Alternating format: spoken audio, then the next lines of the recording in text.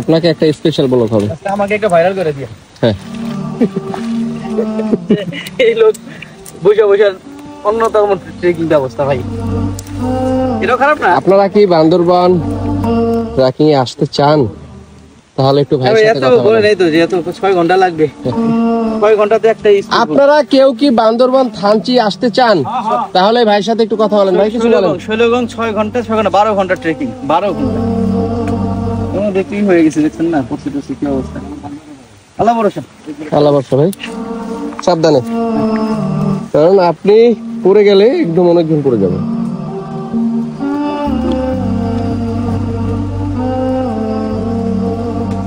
কে